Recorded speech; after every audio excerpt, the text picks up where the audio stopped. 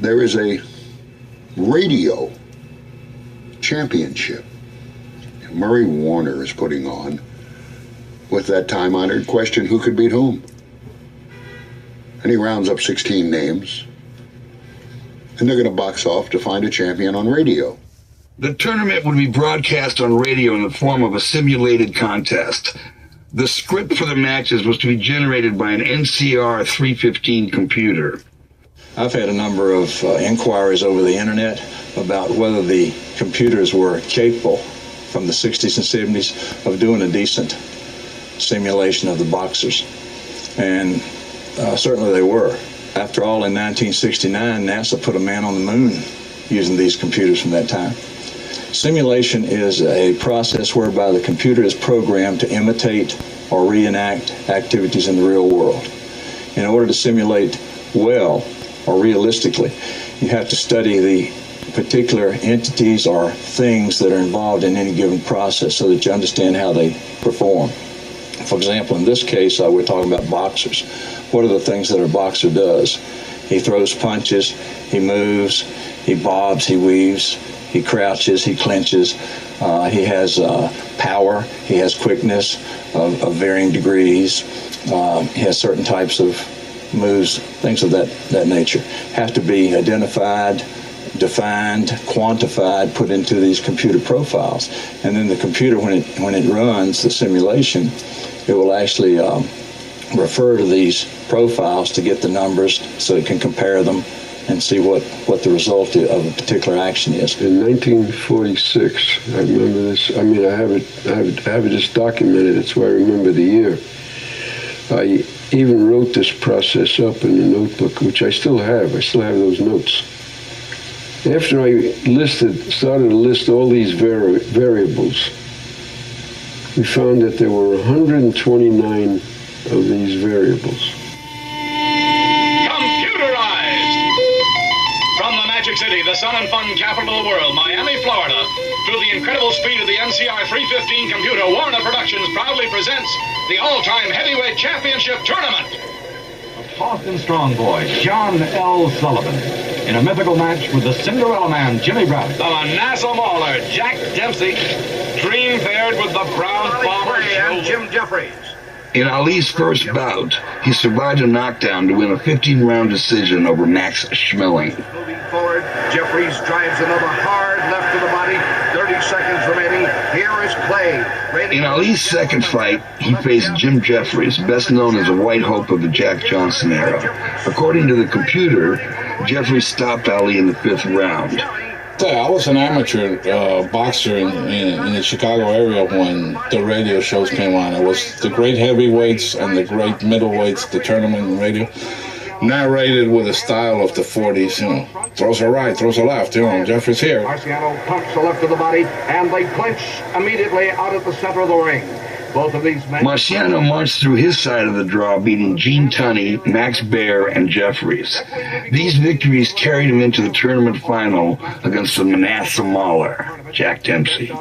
We followed them very closely. It was like Rocky was back in the ring again, you know, with the family, because we're thinking, wow, now he's going up against all these great names, and let's see how the so-called experts, determine his place among the great.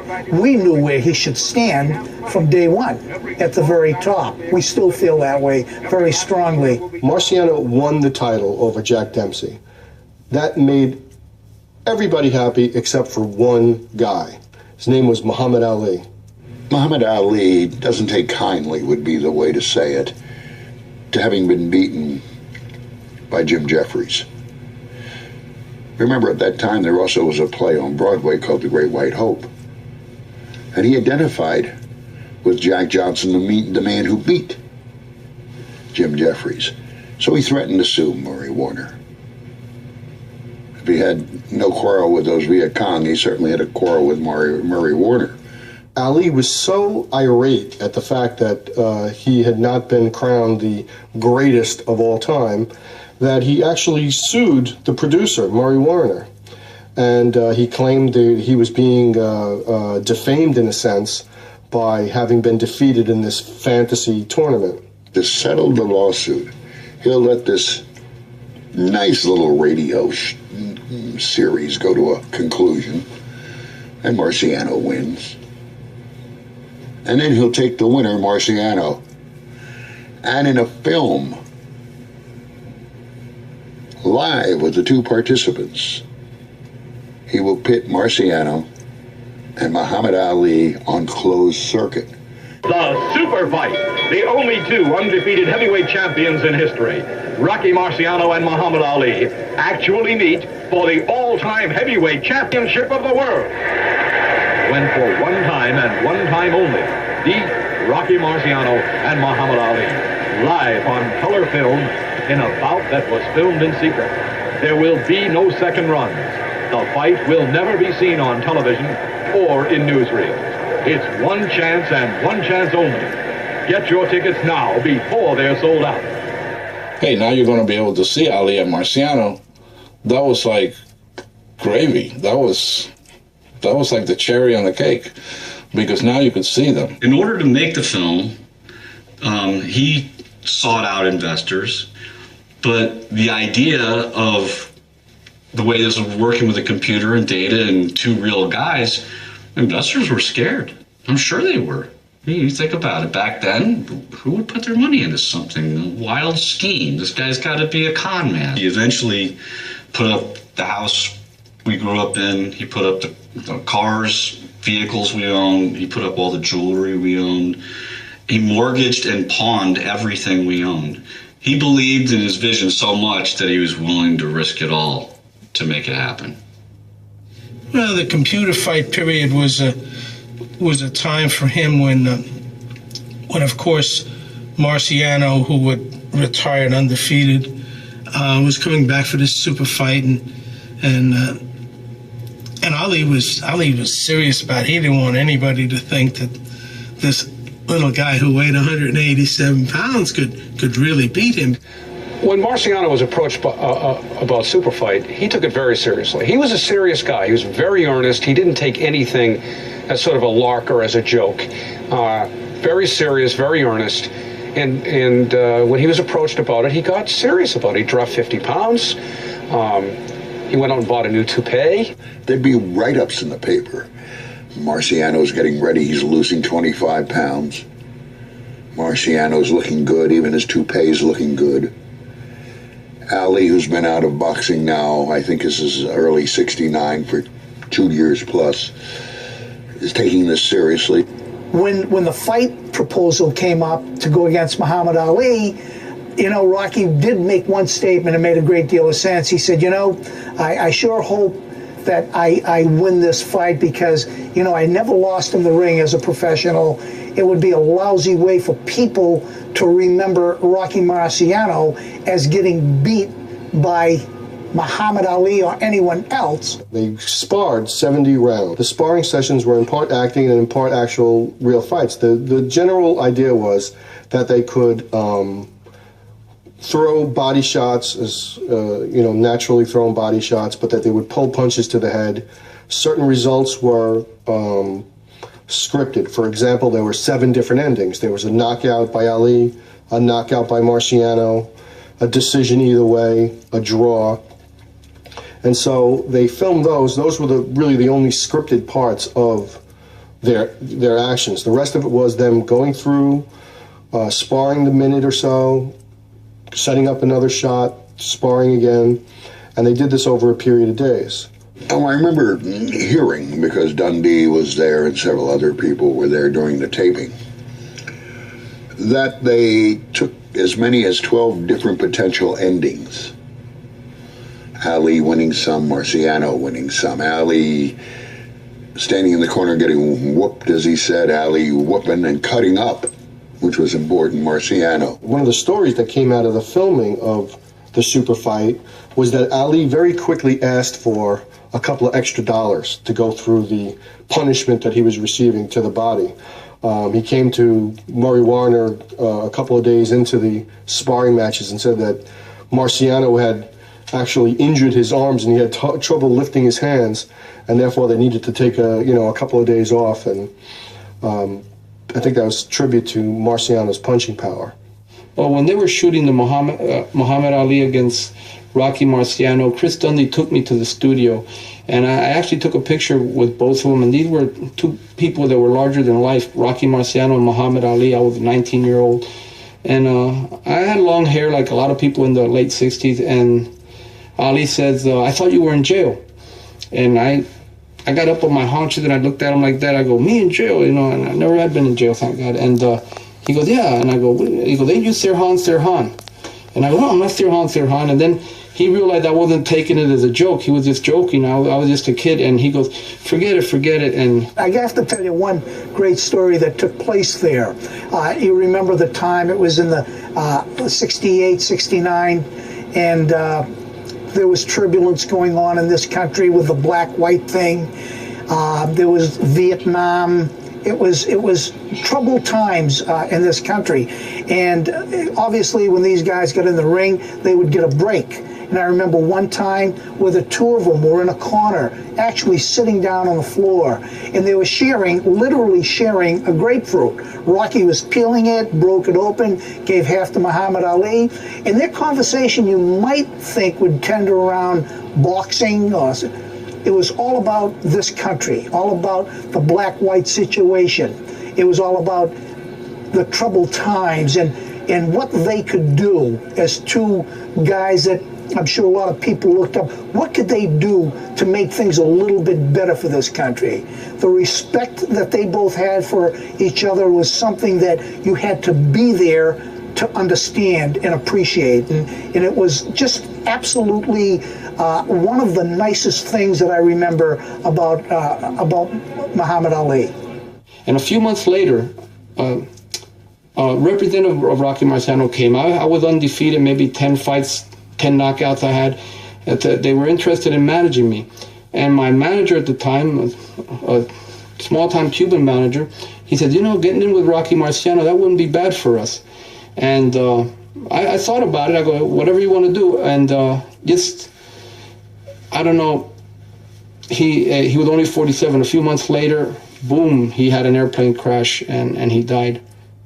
My father was really broken up when Rocky died in the plane crash.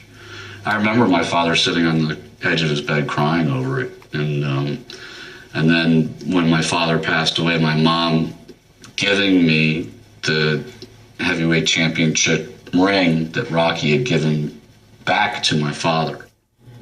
When Marciano died in a plane crash, I was so crushed because I was a friend of Rocky's from the time I was a young teenager. And it was avoidable. That's the tragic part of it. He had a way of sometimes saying, sure, I'll show up to your affair, send me the money for a round-trip plane ticket, and I'll be there on such and such. Well, he tucked that money away somewhere and then try and jump a ride with a friend, which he did on this occasion, and so I consider that very avoidable.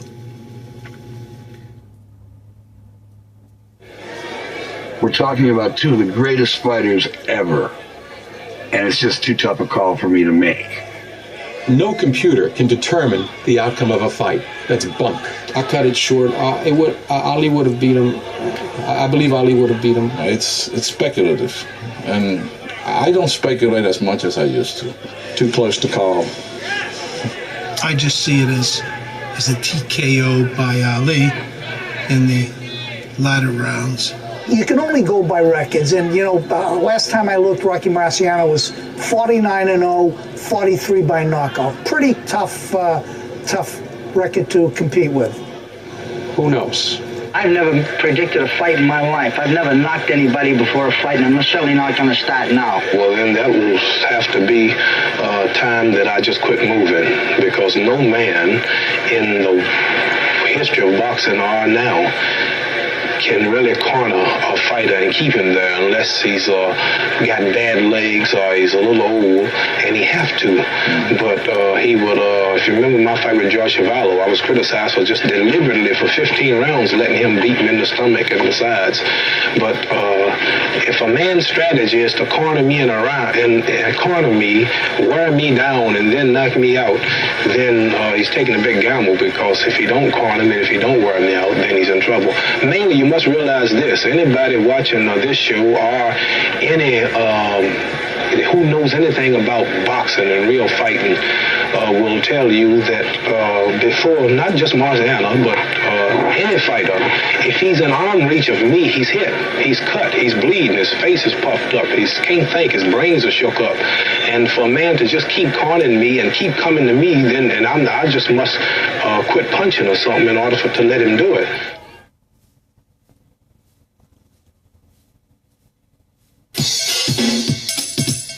Suddenly, for a week straight, nothing was spoken about in my house anyway, between my brother, myself, my father, than the upcoming matchup between Rocky Marciano and Muhammad Ali.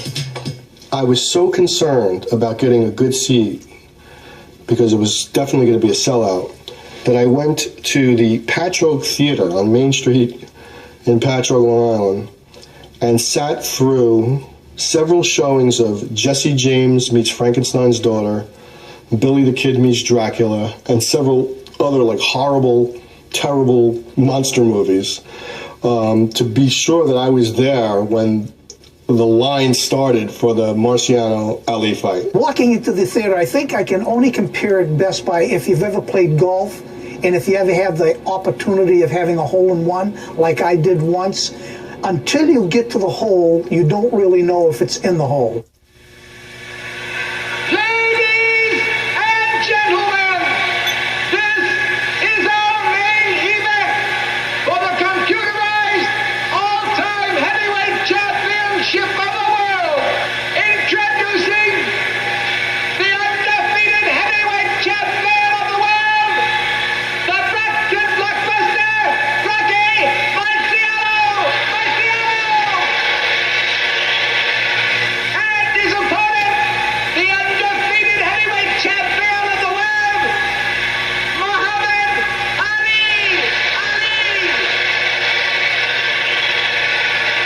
Now this all-time heavyweight championship fight ready to go. There's the bell, and here's Guy Lavelle. Rocky Marciano, Muhammad Ali, Cassius Clay, and this, the classic championship fight. Uniquely, the two only undefeated heavyweight champions of the world. I'm rather staggered by the size proportions. Marciano about 5'11", Cassius Clay about 6'3", perhaps a little bit more. Marciano